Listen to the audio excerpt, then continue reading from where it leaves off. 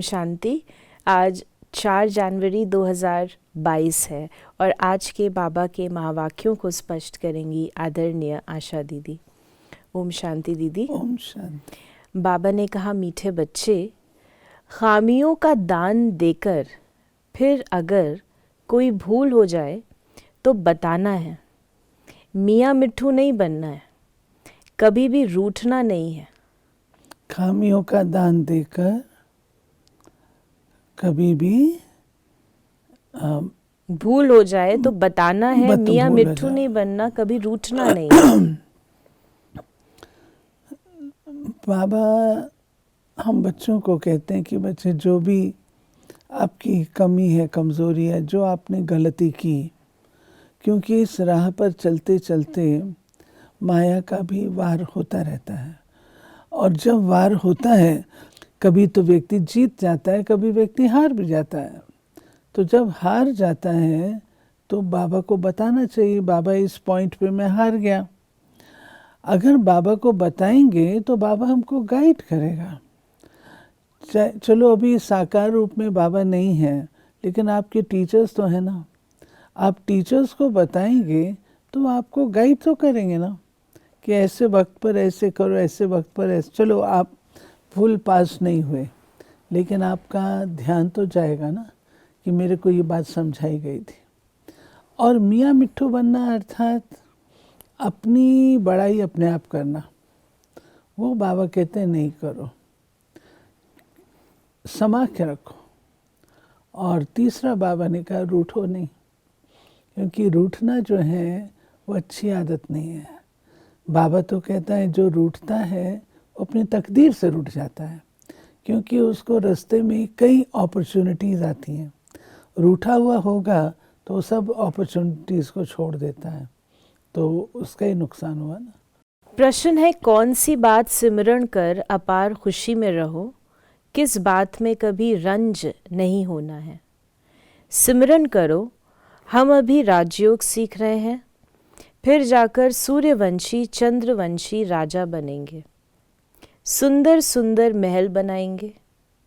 हम जाते हैं अपने सुख धाम वाया शांति धाम। वहाँ सब फर्स्ट क्लास चीज़ें होंगी, तन भी बहुत सुंदर निरोगी मिलेगा। यहाँ अगर इस पिछाड़ी के पुराने शरीर में बीमारी आदि होती है तो रंज नहीं होना है, दवाई करनी है। बाबा समझाते हैं कि ये आपका पुराना तन है और तमो प्रधान तत्वों का बना हुआ है। तो कभी कभी अगर कोई बीमारी आ जाती है तो बच्चे परेशान भी हो जाते हैं, उदास भी हो जाते हैं कि मेरे साथ ऐसा क्यों हुआ, मेरे साथ ये क्यों हुआ। अब होता तो अपने कर्मों के हिसाब किताब के कारण है, लेकिन बाबा कहते हैं अगर आप इस तरीके से सोचते रहेंगे तो आपकी जो आंतरिक शक्ति वो घटती है, जो उस बीमारी को फेस करने की शक्ति है उसमें गोभी पड़ती है। इसलिए बाबा कहता है कि रंज नहीं होना है, अर्थात उदास नहीं होना है। आपको उसको फेस करने के लिए हिम्मत धारण करनी है, ये आएगी और जाएगी। बाबा ने कहा, तुम अब बेहद बाप के बच्चे बने हो। तुम बेहद बाप के बच्चे भी हो तो पोत्रे पोत्रियां भी हो।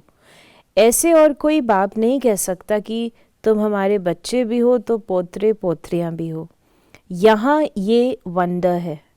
हम सब आत्माएं शिव बाबा के बच्चे हैं और शिव बाबा का बच्चा एक ब्रह्मा है साकार में। इसलिए हम पोत्रे पोत्रियां भी बनते हैं। बेशुमार बच्चे हैं, सब बच्चे एक बाप के हैं। तुम अब पोत्रे पोत्रियां बने हो वर्षा लेने के लिए, और कोई तो वर्षा ले नहीं सकते। अगर सभी पोत्रे पोत्रियां बन जाएं तो सब स्वर्ग का वर्षा ले लेवें। ऐसे तो हो न सके, इसलिए कोटों में कोई ही पोत्रे पोत्रियां बनते हैं। प्रजापिता ब्रह्मा के लिए तो समझाया जाता है कि ब्रह्मा को ज़रूर अडॉप्ट करना पड़े। एक अडॉप्शन होती है, ये फिर है प्रवेश होने की बात। बच्चे कहते हैं हम पोतरे और पोत्रियां भी हैं। वर्षा जो है दादे का, वो पोतरे पोतरियों को मिलता है। तो इस केस में शिव बाबा हमारे दादा हो गए और ब्रह्मा हमारे पिता, और उनकी संतान हम ब्रह्मा मुखवंशावली ब्राह्मण। तो उस हिसाब से हम बाबा के पोतरे और पोतरियां हैं। तो पोतरे पोतरियां बाबा कहते हैं थोड़े भी हैं, ज़्यादा भी हो सकते हैं, क्योंकि वो वर्षा पाने का जो पुरुषार्थ करेगा वही तो पोतरा पोतरी बनेगा। तो वो बाबा ने कहा बनते हैं ब्रह्मा के द्वारा जब ज्ञान सुनते हैं उसके पश्चात। तो इस पर सबका अधिकार है, कोई ऐसा नहीं है जो कहे कि मेरे को अधिकार नहीं है या मैं नहीं ले सकता। अगर ये ओपन है, सबके लिए है, आप जो भी चाहें वो उसको क्लेम कर सकते हैं।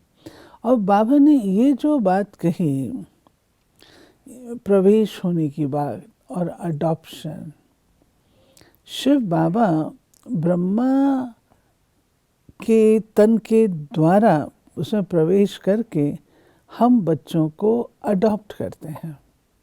तो अडॉप्शन हुई हम बच्चों की और प्रवेशता हुई ब्रह्मा में। बाबा ने कहा कि उन ब्राह्मणों से पूछो तुम ब्रह्मा की संतान कैसे हो, तुमको बता ना सकेंगे, कहेंगे हम ब्रह्मा की मुख वंशावली हैं, परंतु हैं तो कुख वंशावली। कहते हैं मुख वंशावली थे, अब कुख वंशावली बने हैं। अब ऐसे तो नहीं ब्रह्मा के कुख वंशावली होंगे। तो ये बड़ी वंडरफुल बातें हैं। बाप कभी रॉन्ग बात नहीं सुनाएंगे, वो सत्य है, हम सत्य बन रहे हैं। अपने को मियाँ मिट्ठू नहीं समझना है। ये दादा भी कहते हैं जब तक परिपूर्ण बने तब तक कुछ न कुछ हो सकता है, परंतु तुम्हारा काम है शिव बाबा से। मनुष्य तो कुछ भी भूले कर सकते हैं, औरों से तुम्हारी खिटपिट हो सकती है, परंतु बाप से तो वर्षा लेना है ना। बहुत बच्चे बाप से भी रूठ जाते हैं। अगर कोई भाई बहन ने कुछ कह भी दिया, परंतु शिव बाबा की मुरली तो सुनो ना। घर में बैठे रहो परंतु बाप का खजाना तो लो। खजाने के बगैर तुम क्या करेंगे।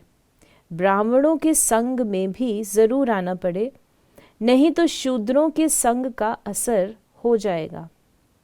देखिए हम लोग पढ़ाई पढ़ रहे हैं और ये हमारा परिवार भी है। तो परिवार माना संगठन।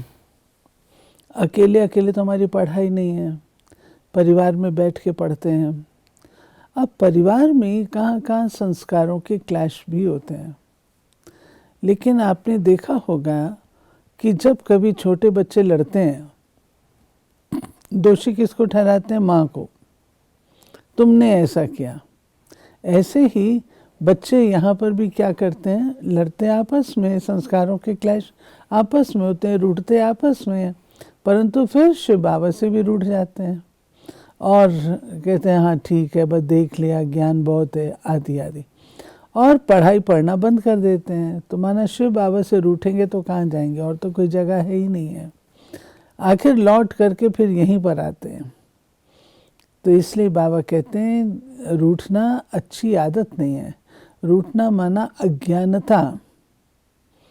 आप किस आधार से, क्योंकि आप शक्तिहीन हैं, इसलिए आप इस हथियार को अपना रहे हैं। यदि आप शक्तिशाली हैं तो आप उस परिस्थिति का सामना करके अपना कार्य आप करते रहेंगे। रूठने से कार्य बनते नहीं हैं और ही बिगड़ते हैं। अभी तुम बच्चों को समझाया है तो समझते हो नंबरवार पुरुषार्थ अनुसार, क्योंकि बच्चों में खामियां हैं। अशुद्ध अहंकार, काम, क्रोध हर एक में है। हर एक को अपनी दिल से पूछना चाहिए कि हमारे में क्या खामी है। बाप को बताना चाहिए बाबा मेरे में ये खामी है, नहीं तो वो खामी वृद्धि को पाएगी। ये कोई श्राप नहीं देते, परंतु एक लॉ है। खामियों का दान देकर फिर कोई भूल हो जाए तो बताना चाहिए बाबा हमने ये भूल की, फलानी चीज़ को चोरी की, फलानी चीज़ की चोरी की। शिव बाबा के भंडारे में सब कुछ मिलता है। अविनाशी ज्ञान रतन भी मिलते हैं, तो शरीर निर्वाह अर्थ भी सब कुछ मिलता है। बुद्धि की खुराक, शरीर की खुराक, सब कुछ मिलता है। फिर भी कुछ चाहिए तो मांग सकते हैं। अगर बिगर पूछे कुछ उठाएंगे तो तुमको देख और भी ऐसे करेंगे। मांग कर लेना ठीक होता है। जैसे बच्चे बाप से जो कुछ मांगते हैं तो बाप दे देते हैं। साहूकार होगा तो सब कुछ मंगा देंगे, गरीब क्या करेगा। ये तो शिव बाबा का भंडारा है। कोई चीज़ चाहिए तो मांग सकते हो। यथा योग्य सबको मिलना ही है। बाबा, मम्मा और अनन्य बच्चों से रीस नहीं करनी चाहिए। बाबा भी महिमा करते हैं, फलाने बच्चे बहुत अच्छी सर्विस करते हैं, तो तुम बच्चों को भी उनका रिगार्ड रखना चाहिए। सारा मदार ज्ञान और योग पर है। इसको हम ले लेते हैं। बाबा कहते हैं शिव बाबा का भंडारा खुला है, तो बाबा हमारे अंदर रॉयल संस्कार डालते हैं। रॉयल संस्कार क्या है? बाबा कहते हैं कि आपको ये नहीं करना है कि बिना पूछे कोई भी चीज़ आप ले लो। ये नियम नहीं है, क्योंकि बाबा ने हर डिपार्टमेंट पर चार्ज वाला फिक्स किया है। चार्ज वाले के ध्यान पर होता है कौन सी चीज़ कितनी है, किसको देनी है, कैसे देनी है, उसके पास पूरा प्लान होता है। यदि हम चुप करके उठा लेंगे तो चार्ज वाले के ऊपर तो प्रॉब्लम आएगी ना। वो सोचेगा ये चीज़ मैंने रखी थी फलाने के लिए, वो कहाँ चली गई। और अगर आप करेंगे तो आपको देख करके 10 जने और करेंगे, अव्यवस्था बनेगी। अव्यवस्था बनने से नुकसान होगा। तो बाबा कहते हैं शिव बाबा का भंडारा है, हर एक को हर चीज़ मिल सकती है। फिर बाबा ने ये भी कहा कि रीस नहीं करनी चाहिए। मम्मा बाबा अनन्य बच्चों से रीस नहीं करनी चाहिए, जिसका रहस्य ये है कि बाबा कहते हैं कि मान लीजिए अब किसी को पब्लिक में जाना है, आपके पास घर में सब कोई चीज़ ऐसी होती है जो सबके देने लायक नहीं होती है, जो मतलब इतनी नहीं है संख्या में चीज़, तो आप क्या करते हैं? जिसको ज़रूरी है, जो पब्लिक में जाता है, ज़्यादा भाग दौड़ करता है, उसको ज़्यादा वो चाहिए, तो आप उसको पहले प्रेफरेंस देंगे ना। तो उसमें हम रीस करें कि इसको तो फुल वॉइल की साड़ी मिली और मेरे को ऑर्डिनरी मिली। बाबा कहते ये रीस नहीं होनी चाहिए।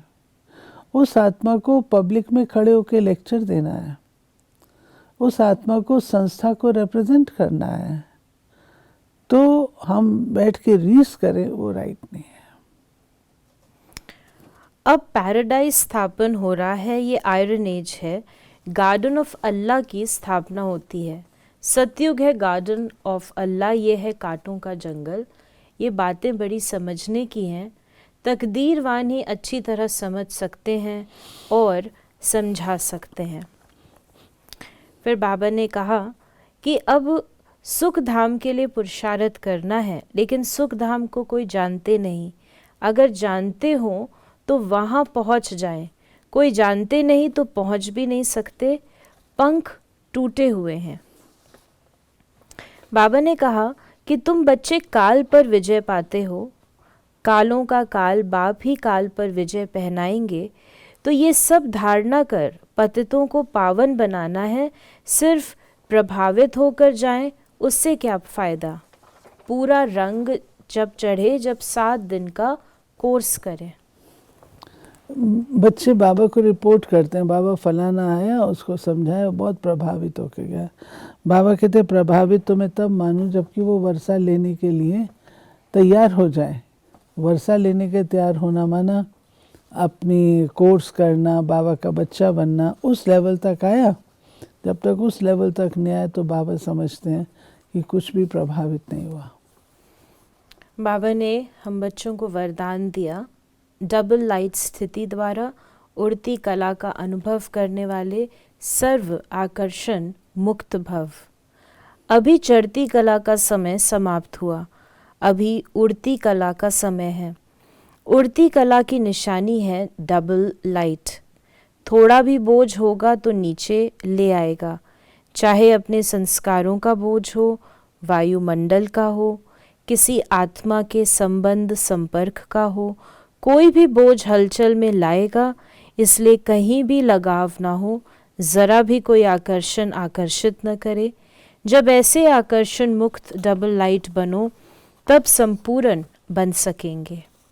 और स्लोगन है, स्नेह का चुंबक बनो तो ग्लानि करने वाले भी समीप आकर स्नेह के पुष्पों की वर्षा करेंगे। तो ये थे बाबा के आज के महावाक्यों का स्पष्टीकरण। यदि आपके मन में कोई सवाल है तो आप मैसेज करें या व्हाट्सएप पर मैसेज करें 8826599309 पर, और हम आपके प्रश्नों का उत्तर प्रश्नोत्तरी कार्यक्रम में लेने का प्रयास अवश्य करेंगे। ओम शांति।